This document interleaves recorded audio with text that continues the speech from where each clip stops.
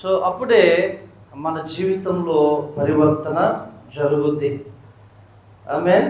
So మరొకసారి నన్ను ప్రేమతో ఆహ్వానించిన ఆశీష్ పాస్టర్ గారికి, అమ్మగారికి ప్రభుపేట వందనాలు. పాస్టర్ గారు praise the lord. Hallelujah. Amen.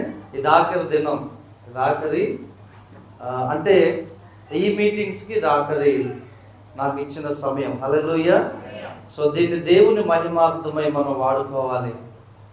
So కొన్ని విషయాలు నాకు ఇచ్చినటువంటి సమయంలో నేను కొన్ని విషయాలు మీకు తెలియజేస్తాను. దేవుని స్తోత్రం. ఈ దినాన ప్రభు మనకిచ్చినటువంటి అంశం, ఎవరి దగ్గర మొబైల్ ఉంటేవండి టైం చూసుకోవడానికి. Thank you. నీ ఫోటోలు కనిపించి ఇటు అమ్మ. Praise the lord. Hallelujah. So దేవుడు ఈ దినాన నాకు ఇచ్చినటువంటి మాట, అంశం ఏంటంటే దేవుని కొరకు బ్రతకాలనే తపన లేదా ఆశ నీకున్నదా? అందరూ చెప్పండి. దేవుని కొరకు బ్రతకాలనే తపన నీకున్నదా? నీవు దేవుని కొరకు బ్రతకాలనేటటువంటి ఆశ, తపన గనక నీకుంటే ఖచ్చితంగా దేవుడు నీకు సహాయం చేస్తాడు, ఆయన నీకు హెల్ప్ చేస్తాడు. హల్లెలూయా, హల్లెలూయా. మనము మన కొరకు బ్రతకటం కాదు, మనము దేవుని కొరకు బ్రతకాలి. దేవుని స్తోత్రం. అర్థమైందండి? మనము మన కొరకు కాదు బ్రతికేది. ఎవరి కొరకు బ్రతకాలి? దేవుని కొరకు బ్రతకాలి, ప్రభు కొరకు బ్రతకాలి. అందుకే దేవుడి లోకంలో పాపములో ఉన్న మనల్ని ఆయన సంఘములోనికి మనల్ని పిలుచుకున్నాడు. దేవుని స్తోత్రం కలుగును గాక. ఈ లోకంలో జీవించి మనము పరలోకి వెళ్ళాక ప్రభు అడుగుతారు, నా కొరకు నీవు ఏమి చేశావు, నా కొరకు నీవు ఏమి పని చేశావు, నా రాజ్యము కొరకు నీవేమి కష్టపడ్డావు అని ప్రభు అడిగితే మనం ఏం చెప్తామండి? పౌలు అంటాడు తిమోతికి రాసిన 2వ పత్రిక 4వ అధ్యాయం 7వ వచనంలో 7-8 వచనాల్లో, నా కొరకు మాత్రమే కాక ఎవరైతే ఇలాగ దేవుని కొరకు కష్టపడతారో వారందరికీ దేవుడు నీతి కిరీటం ఇస్తాడంట. హల్లెలూయా, హల్లెలూయా. పని చేసే వారికి నీతి కిరీటం ఉంది పరలోకంలో, బహుమానాలు ఉన్నాయి, జీవ కిరీటం ఉన్నది. దేవుని స్తోత్రం. మనము నేటి వరకు కూడా ఒకవేళ మన కొరకే మనం బ్రతికి ఉంటే ఆ బ్రతుకు వల్ల ఉపయోగం లేదండి. నిజముగా చెప్తున్నాను. మన కొరకే మనం బ్రతికుంటే దానివల్ల ఉపయోగం లేదు. మనము దేవుని కొరకు బ్రతికితే దానివల్ల ఉపయోగం. హల్లెలూయా. అదే పరలోకంలో మనతో పాటు వచ్చేది. ఒక మాట చదివి మనము దేవుని వాక్యంలోనికి వెళ్దాము. రోమీయులకు రాసిన పత్రిక 14వ అధ్యాయము 7-8 వచనాలు చదవండి. రోమీయులకు రాసిన పత్రిక 14వ అధ్యాయము 7-8 వచనాలు. మనలో ఎవడును తన కోసమే బ్రతుకడు, ఎవడును తన కోసమే చనిపోడు. మనము బ్రతికినను ప్రభు కోసమే బ్రతుకుచున్నాము, చనిపోయినను ప్రభు కోసమే చనిపోచున్నాము. హల్లెలూయా. ఇంకేమన్నాడు కింద? కాబట్టి మనము బ్రతికినను చనిపోయినను ప్రభు వారమై ఉన్నాము. హల్లెలూయా. ఎంత స్పష్టంగా పౌలు రాస్తున్నాడండి. మనలో ఎవడును తన కోసమే బ్రతకడు. హల్లెలూయా. ఎవడును తన కోసమే చనిపోడు. మనం బ్రతికినను ప్రభు కోసమే బ్రతుకుచున్నామంట. దేవుని స్తోత్రం. ఒకవేళ ఈ మధ్యాహ్న కాల సమయంలో నీ కోసము గనక నువ్వు బ్రతికితే, ఈ మధ్యాహ్న సమయంలో నీ ఆలోచనలు మార్చుకో. నేటి నుంచి నేను ప్రభు కొరకు బ్రతకాలి. హల్లెలూయా. ప్రభు కొరకు నేను బ్రతకాలి, దేవుని కొరకు నేను బ్రతకాలి అనే ఆలోచన మనలో కలిగి ఉండాలి. దేవుని స్తోత్రం కలుగును గాక. మనము చనిపోయినను ప్రభు కోసమే చనిపోచున్నాం. Praise the lord. మా తెలంగాణలో ప్రవీణ్ పాస్టర్ గారు, ప్రవీణ్ పగడాల తెలుసు కండి. ఆయన చనిపోయాడు. ఎవరి కోసం చనిపోయాడండి? ప్రభు కోసమే. ప్రభు కోసం. ఇరాపూర్లో డానియల్ బ్రదర్ చనిపోయారు. అయ్యగారు వాళ్ళ సంఘ పెద్ద. ఎవరి కోసం చనిపోయారు? ప్రభు కోసం. అదే దేవునికి మహిమ తీసుకొచ్చేది. హల్లెలూయా. బాగా విశ్వాసిగా ఉండి బాప్తిస్మం తీసుకొని బాగా తాగి బాగా తిరిగి కిడ్నీలు చెడిపోయి లివర్ చెడిపోయి మంచంలో ఉండి చనిపోతే అబ్బా ప్రభు కోసం చనిపోయాడు అంటారు ఎవరైనా? అంటారండి? అది కాదు ప్రభు కోరుకునే చనిపోవటం. ప్రభు కొరకు జీవించి ప్రభు కొరకు పనిచేసి చనిపోవటం కూడా ప్రభు కొరకే అయి ఉండాలి. హల్లెలూయా. అది ఆ వ్యక్తి జీవితం ద్వారా దేవునికి మహిమ వస్తుంది. దేవుని సంగమా, చాలా మంది మనము ఈ లోకాశల కొరకు ఈ లోకంలో ఏదో సంపాదించుకోవాలి, ఈ లోకంలో స్థిరపడాలని ఈ భూ సంబంధమైన వాటి మీదనే మనసు పెట్టుకొని మన జీవితాన్ని మన సమయాన్ని వ్యర్థం చేసుకుంటున్నాం. మనలో ఒక ఆలోచన రావాలి, నేను దేవుని కొరకే బ్రతకాలి ఇక నుంచి, నేను దేవుని కొరకే జీవించాలి ఇక నుంచి. హల్లెలూయా, హల్లెలూయా. దేవుని కొరకు బ్రతకాలనే తపన కలిగిన వారు, జాగ్రత్తగా వినండి, దేవుని కొరకు బ్రతకాలనే తపన కలిగిన వారు తమ శరీరాలని తమ దేహాన్ని దేవునికి అప్పగిస్తారు. హల్లెలూయా. మరి ఏ ఇతరమైన వాటికి అప్పగించరు. వారి శరీరాల్ని వారి దేహాల్ని దేవునికి అప్పగిస్తారు. హల్లెలూయా. ఒకటి. రెండోది, ప్రభు కొరకు బ్రతకాలనే తపన కలిగిన వారు, ఆశ కలిగిన వారు వారి జీవితంలో కొంతకాలమైన ఉపవాస జీవితం జీవించడానికి వారి శరీరాన్ని అప్పగిస్తారు. హల్లెలూయా. రెండోది. మూడోదిగా, ప్రభు కొరకు బ్రతకాలనే తపన ఆశ కలిగిన వారు మూడోదిగా ఎట్టి పరిస్థితుల్లో దేవుని మాటే వింటారు. హల్లెలూయా. ఈ మూడు విషయాల గురించి నేను మీతో పంచుకుంటాను. ఎందుకంటే మనము మనవారము కాదు, మనం ప్రభు వారం. హల్లెలూయా. యేసు రక్తమును యేసు శరీరమును తిని త్రాగుచున్న ప్రతి వ్యక్తి ఈ లోక సంబంధి కాదు, క్రీస్తు సంబంధి. హల్లెలూయా. సాతాను సంబంధి కాదు, యేసు క్రీస్తు సంబంధి. అందుకోసమే మనం ప్రభు వారమై ఉన్నామని చెబుతుంది. హల్లెలూయా. మనము బ్రతికినను చనిపోయినను ప్రభు వారమై ఉన్నాము. మోషే శరీరం దగ్గరికి సాతానుడు వచ్చాడు, అపవాది వచ్చాడు. ముట్టగలిగాడండి చనిపోయినాక మోషే శరీరాన్ని? లేదు. మిఖాయేలు వచ్చి అతని శరీరాన్ని తీసుకెళ్ళి, మన శరీరం మీద ప్రభువుకు అధికారం ఉంది. మీరు ఒక్కసారి మీకు అర్థం కావడానికి ఒక మాట చెప్తే, లూకాసు వార్త 16వ అధ్యాయంలో లాజరు చనిపోయినప్పుడు ఏమండి ఎవరు వచ్చారు? దేవదూతలు వచ్చి అతని శరీరం అతని ఆత్మను కొనిపోయారంట. దేవునికి స్తోత్రం. చనిపోయిన తర్వాత మనం ప్రభువారం అవుతాం. ధనవంతుడు చనిపోయాడు. ధనవంతుడు చనిపోతే దేవదూతలు రాలే, దెయ్యపు దూతలు వచ్చాయి.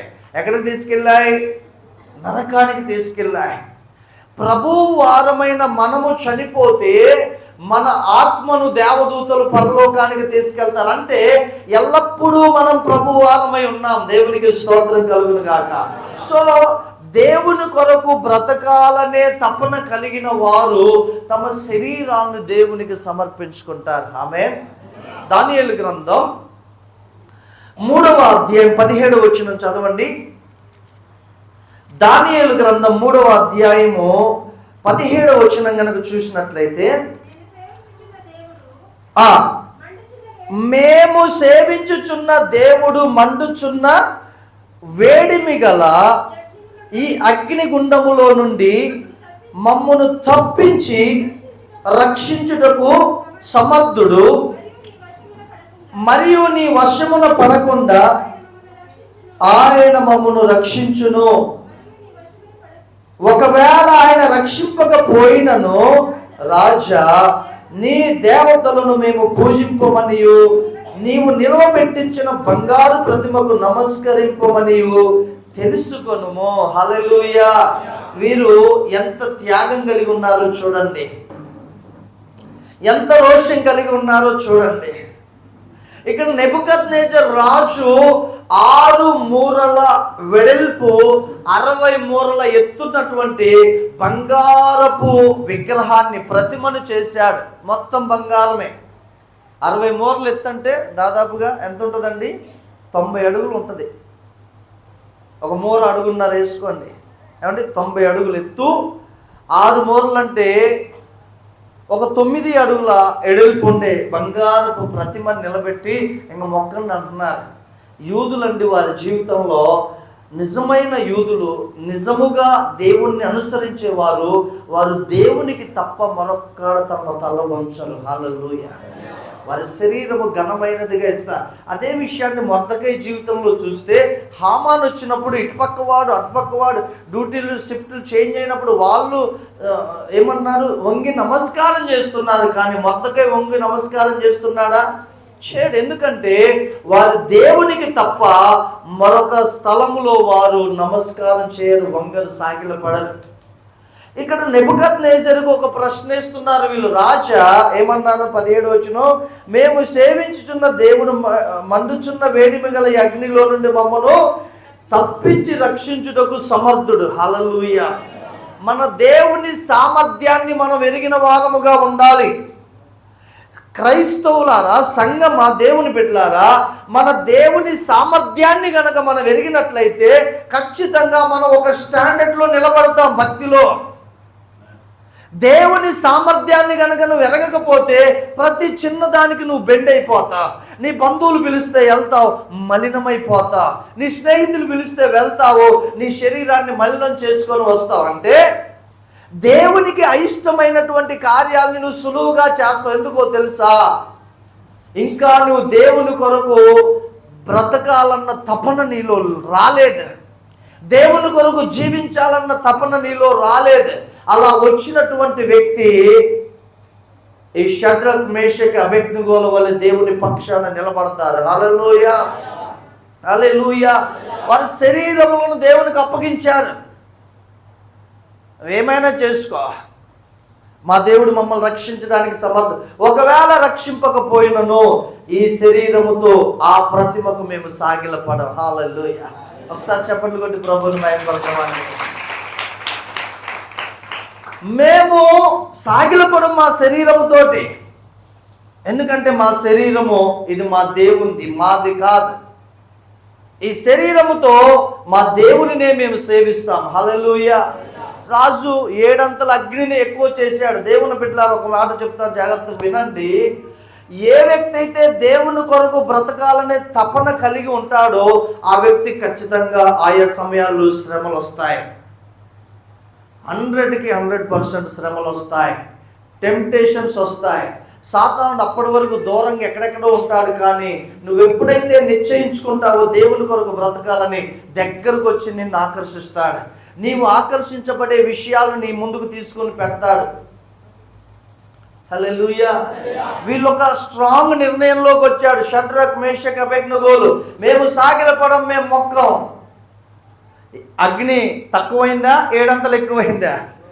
చెప్పాలి, మాట్లాడాలి. 7 అంతలు ఎక్కువైపోయింది. చూద్దాం ఇప్పుడు ఎలా భక్తి చేస్తారు, ఎలా దేవుడు మిమ్మల్ని రక్షిస్తాడో చూద్దాం.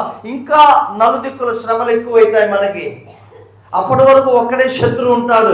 ఎప్పుడైతే మన భక్తిలో స్టాండర్డ్ పెంచుతామో నలుదిక్కుల శత్రువులు ఎంటర్ అవుతారు. ఎందుకో తెలుసా? ఒకే ఒక ఉద్దేశం, మనల్ని భక్తిలో నుంచి కిందికి దిగజార్చడానికి. ఒకే ఒక ఉద్దేశం, మనం సరి అయిన భక్తి చేయకుండా మనల్ని కిందికి లాగివేయటం. ఒకే ఒక ఉద్దేశం, మన దేవుడు ఏమై ఉన్నాడో మనం నిరూపించకుండా స్వచ్ఛపడ్డ జీవితం, చల్లారిపోయిన జీవితంలో ఉంచడానికి సాతానుడు అనేక విధమైన శ్రమలు ఉపయోగిస్తాడు. కానీ జీవితకాలం అంటే కాదు, 10 దినములే అంటాడు ప్రకటన గ్రంథంలో. హల్లెలూయా. 10 దినములు శ్రమ కలుగును, అంతము వరకు నమ్మకముగా ఉండుమని నీకు జీవ కిరీటం ఇచ్చేదను. అర్థమవుతుందండి? తిమోతికి రాసిన 2వ పత్రిక 3వ అధ్యాయం 12వ వచనంలో చూస్తే, చదవండి.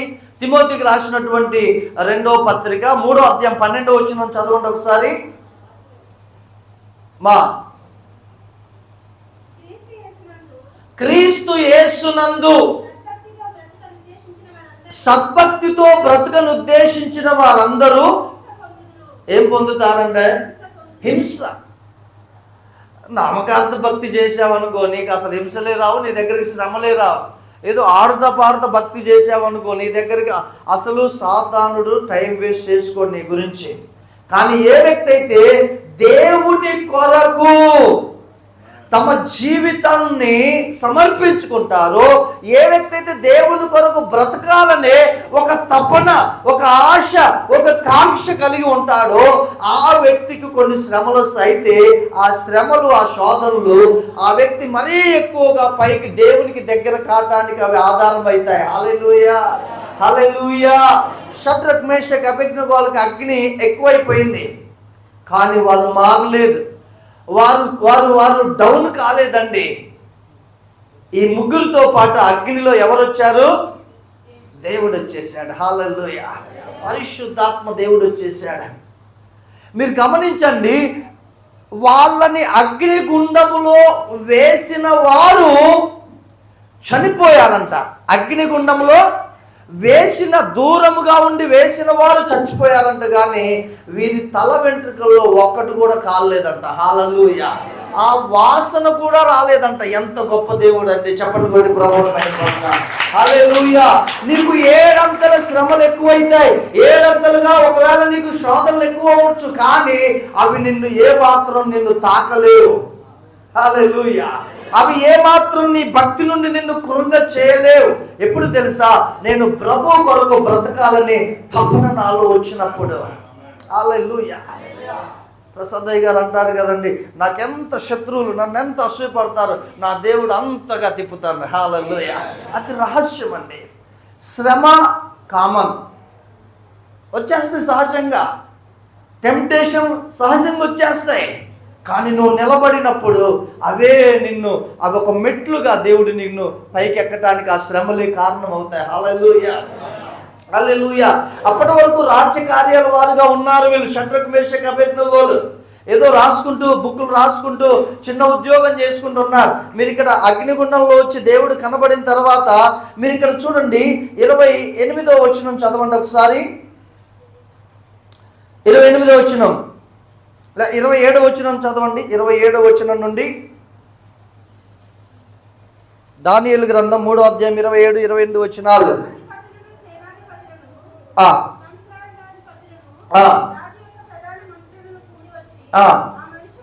పరీక్షించి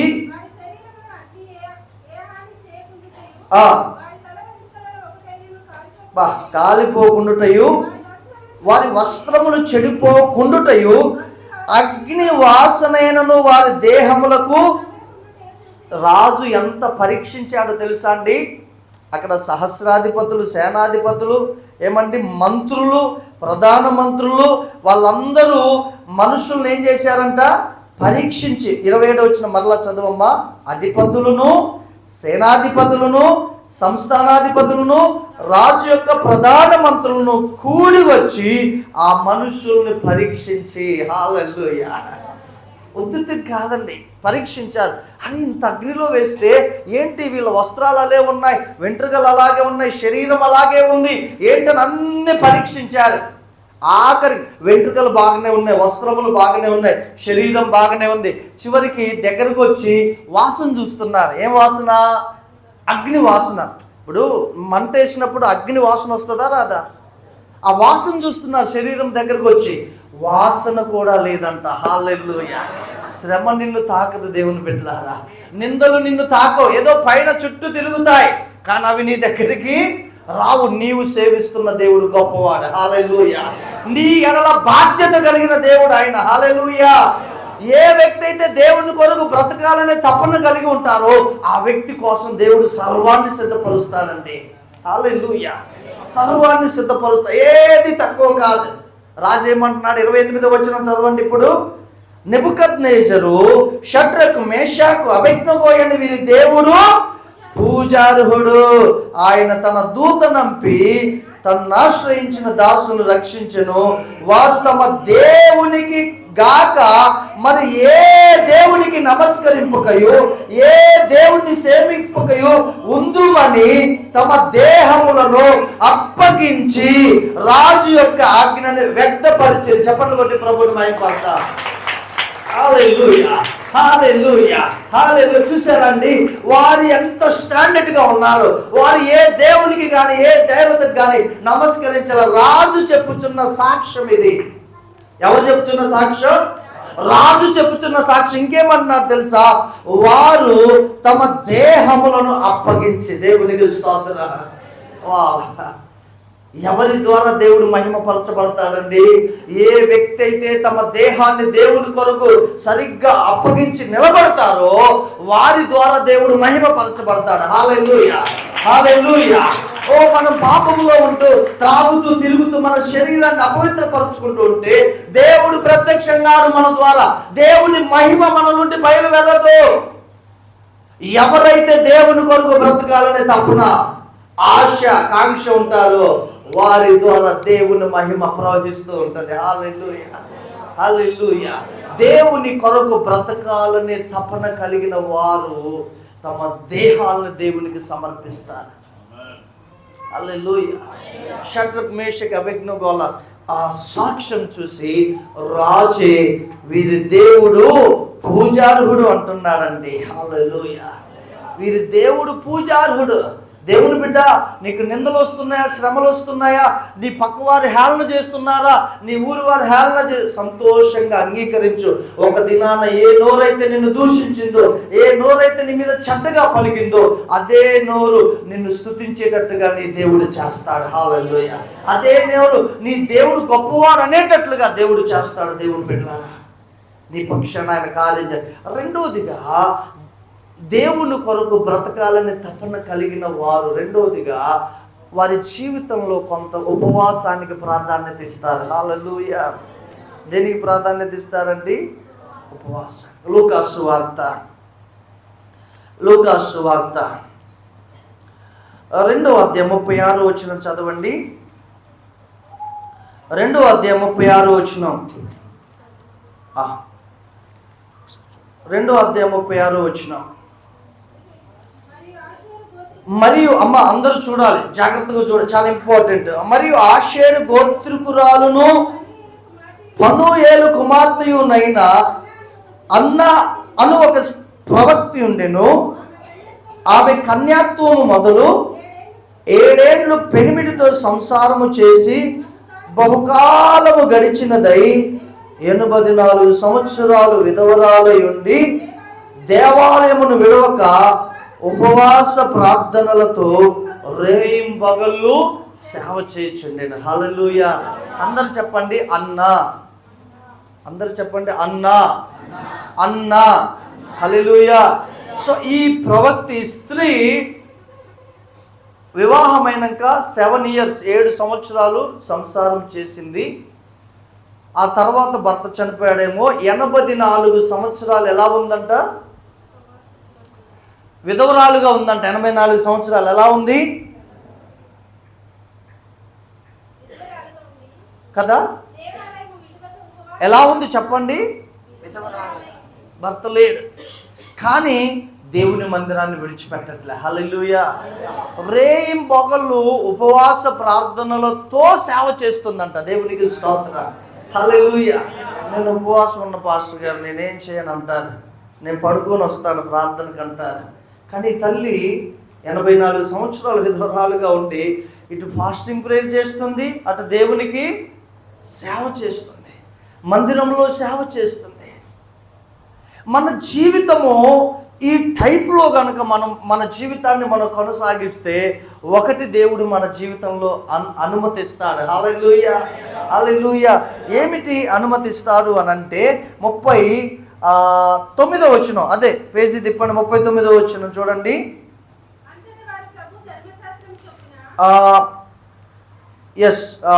ధర్మశాస్త్రము చొప్పున 38వ వచనం. ఆమె కూడా ఆ గడియలోనే లోపలికి వచ్చి దేవుణ్ణి కొనియాడి యెరూషలేములో విమోచన కొరకు కనిపెట్టుచున్న వారందరితో ఆయనను గూర్చి మాట్లాడుచుండెను. హల్లెలూయా. అంతటా వారు ప్రభు ధర్మశాస్త్రం చొప్పున సమస్తము తీర్చిన పిమ్మట గలిలయలో నజరేతును తమ ఊరికి తిరిగి వెళ్ళిరు. అంటే ఇక్కడ ఈ స్త్రీ దేవాలయంలో ఉంది. సుమయోన్ అనేటటువంటి ప్రవక్త ఆ దేవాలయంలో ప్రవక్తగా లేకపోతే పాస్టర్గా యాజకుడుగా ఉన్నాడు. ఈ స్త్రీ కూడా సేవ చేస్తుంది. అప్పుడు యేసు ప్రభు రాగా ఆయనను చూచింది. హల్లెలూయా. విమోచన కొరకు కనిపెట్టుకొనుచున్న వారిలో ఈ స్త్రీ కూడా ఒకటి. దేవుని సంగమా, నువ్వు ఉపవాస ప్రార్థనల చేత గనక నీ జీవితాన్ని నువ్వు ముందుకు కొనసాగిస్తే ఒకరోజు జీసస్ నువ్వు చూస్తావు. హల్లెలూయా. ఒకరోజు యేసయ్యను నువ్వు చూస్తావు. యేసయ్యతో నువ్వు మాట్లాడతావు. యేసయ్య ప్రత్యక్షత నీకు కలుగుద్ది. ఆమేన్. ఏదో క్యాజువల్గా వచ్చి క్యాజువల్గా వెళ్తే మనం అంత ప్రభావంగా ఉండలేము. దేవుని బిడ్డలారా, శాస్త్రుల నీతి కంటేనో పరిసయ్యుల నీతి కంటేనో మన నీతి అధికం కావాలి. ఏంటి? శాస్త్రులు ఏం చేస్తారు? వారమునకు 2 రోజులు ఉపవాసం ఉంటారు, దశమ భాగం ఇస్తారు. నీతిమంతులే వాళ్ళు, కానీ వాళ్ళలో స్వనీతి కూడా ఉంది. వారి నీతి కంటే మన నీతి అండి. కనీసం చెప్తున్నానండి, వారములో ఒక్కరోజైనా వ్యక్తిగతంగా ఉపవాసం ఉండటానికి తీర్మానం చేసుకోండి. హల్లెలూయా. దాని వలన ఆత్మ అనేది చాలా యాక్టివ్గా ఉంటుంది. ఆత్మీయ జీవితం అనేది మెలకువగలిగి ఉంటుంది. శ్రమ వచ్చినప్పుడు, రోగం వచ్చినప్పుడు, శోధన వచ్చినప్పుడు ఉపవాసం ఉండటం కాదు. నీ ఆత్మీయ జీవితమే అభివృద్ధి చెందటానికి ప్రత్యేకంగా వారానికి 1 రోజైనా ఉపవాసం ఉండు. హల్లెలూయా. అది నీ ఆత్మీయ జీవితాన్ని మెరుగుపరుస్తూ ఉంటుంది.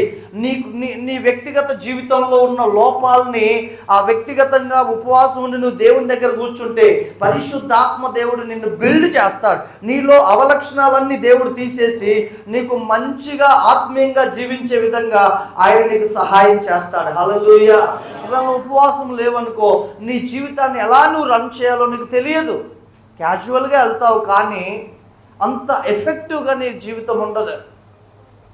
అదే నువ్వు 1 రోజు ఉపవాసం ఉండి వారంలో, ప్రతి వారం 1 రోజు ఉపవాసం ఉండి నీ జీవితాన్ని కంటిన్యూ చేయి. ఆత్మీయమైనటువంటి స్టాండర్డ్లో నీ జీవితం వెళ్తుంది. హల్లెలూయా. హల్లెలూయా. కేవలం నీ జీవితం, ఆ సమయంలో దేవుడు నీతో ఎన్కౌంటర్, దేవుడు నీకు ప్రత్యక్షమయ్యే అవకాశం ఉంటుందండి. హల్లెలూయా. చాలా ప్రాముఖ్యం దేవుని బిడ్డ. ఈ అన్న 84 సంవత్సరాలు ఉపవాసం ఉండి రేయింపగళ్ళు సేవ చేస్తుందండి దేవునికి. Praise the lord. హల్లెలూయా. 21 రోజు ఉపవాసం ఉన్నప్పుడు ముగింపులోనండి మందిరంలో పనిచేసేవాడిని. లాస్ట్ రోజు కూడా బండి వేసుకొని వెళ్ళేవాడిని. 15 కిలోమీటర్లు వెళ్ళి 15 కిలోమీటర్లు మినిస్ట్రీ చేసి వచ్చేవాడిని. ఫాస్టింగ్ ఉన్నాను కానీ పడుకునేవాడిని కాదు. రోజుకు 18 గంటలు ప్రేయర్ చేసేవాడిని. 21 days రోజుకు 18 గంటలు ప్రేయర్ చేసేవాడిని. హల్లెలూయా. ఆ 18 గంటల్లోనే సగం బైబిల్ చదివేవాడిని.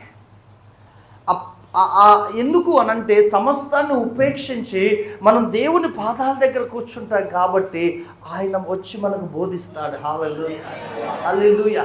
ఇది వ్యక్తిగతంగా మనం చేయాలి. అప్పుడే మనం పాపంలో పడం, అప్పుడే మనం సాతాను జయిస్తాం, అప్పుడే మన శరీరాన్ని పరిశుద్ధంగా కాపాడుకుంటాం, అప్పుడే దేవుని మహిమ చేత నింపబడతాం. హల్లెలూయా. హల్లెలూయా. యేసు ప్రభువును చూసే అవకాశం అప్పుడు మనకు కలుగుతుంది. రెండోదిగా, దేవుని కొరకు బ్రతకాలని తపన కలిగిన వారు తమ జీవితాల్లో కొంత ఉపవాస ప్రార్థనలతో ముందుకు కొనసాగిస్తారు. హల్లెలూయా. ఆఖరిగా చెప్పి నేను ముగించేస్తాను. మూడవదిగా, దేవుని కొరకు బ్రతకాలనే తపన కలిగిన వారు దేవుని మాటనే వింటారు, దేవుని మాట ప్రకారమే జీవిస్తారు. హల్లెలూయా. హల్లెలూయా. చెప్పండి. దేవుని మాటనే వింటారు. ప్రభు ఏమన్నాడు? మనుషులను నమ్ముకొనుట కంటే, రాజులను నమ్ముకొనుట కంటే యెహోవాను ఆశ్రయించుట మేలు. ఒక మాట అండి, దేవుని మాట విని చెడిపోయిన వాడు ప్రపంచంలో ఎవ్వడూ లేడండి. దేవుని మాట వినకనే చెడిపోయి పాడైపోయిన వారు కోట్ల మంది ఉన్నారు. హల్లెలూయా. దేవుని మాట వినాలి. 4వ అధ్యాయం అపోస్తలుల కార్యములో చూడండి, అక్కడ మనకు బాగా తెలిసిన మాట 18వ వచనం చూడండి. అప్పుడు వారిని పిలిపించి, మీరు యేసు నామమును బట్టి ఎంత మాత్రమును మాట్లాడకూడదు, బోధింపకూడదని వారికి ఆజ్ఞాపించిరి.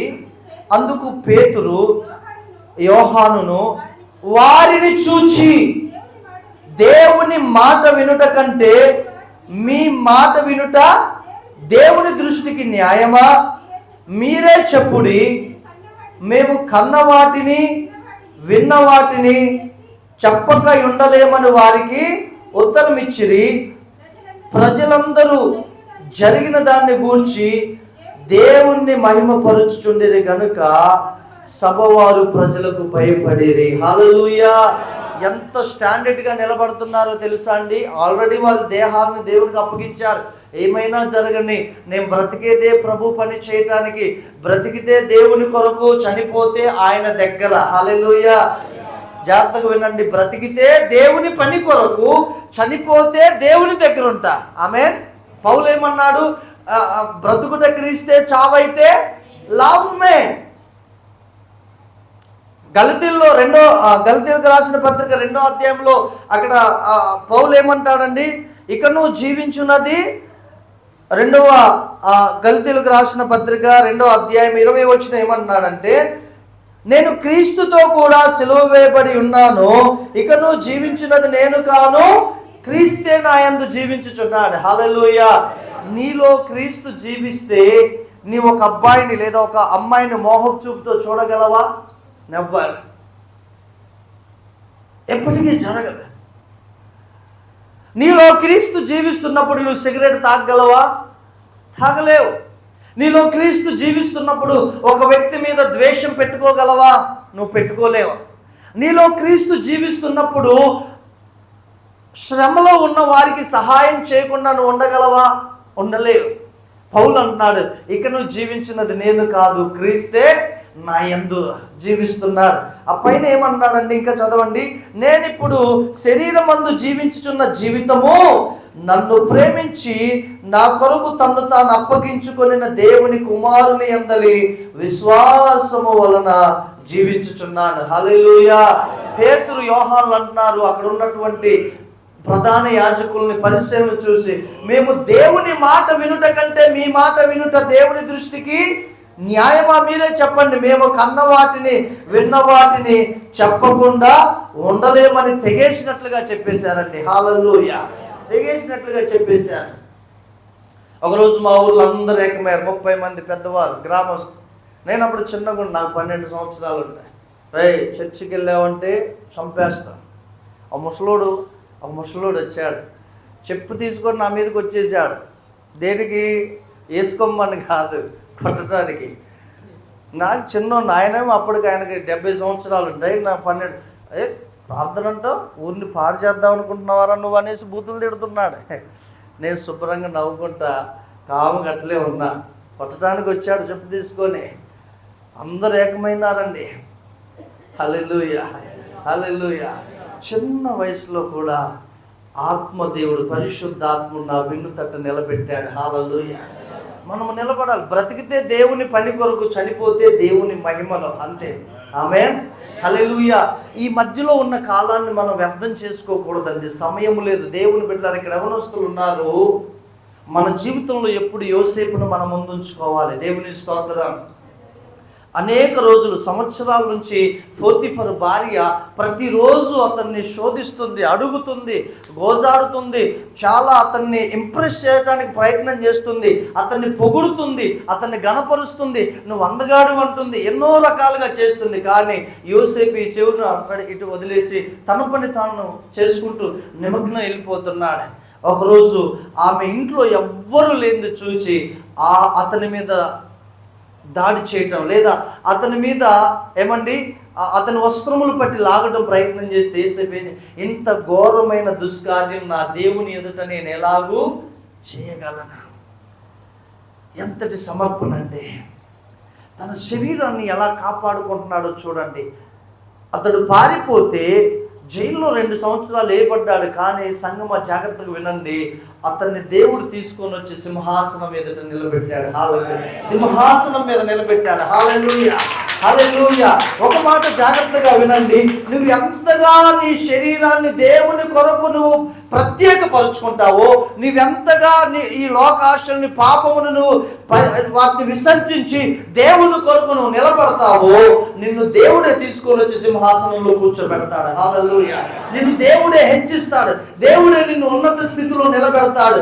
మనుషులు నిన్ను త్రొక్కాలని చూడొచ్చు, మనుషులు నీ నాశనాన్ని కోరుకోవచ్చు, కానీ నీవు సేవిస్తున్న దేవుడు వారందరికంటే ఉన్నత స్థితిలో నిన్ను నిలబెడతాడు. హల్లెలూయా, హల్లెలూయా. దేవుని సంగమా, మనము దేవుని కొరకు బ్రతకాలనే ఒక తపన మనలో ఉండాలి. అలా గనుక ఉంటే దేవుడే మనకు సహాయం చేస్తాడు, దేవుడు మనల్ని నడిపిస్తాడండి. హల్లెలూయా. కళ్ళు మూసుకుందాం, ప్రార్థన చేద్దాం. Thank you Jesus. Hallelujah. Thank you Jesus. Hallelujah, hallelujah. Thank you.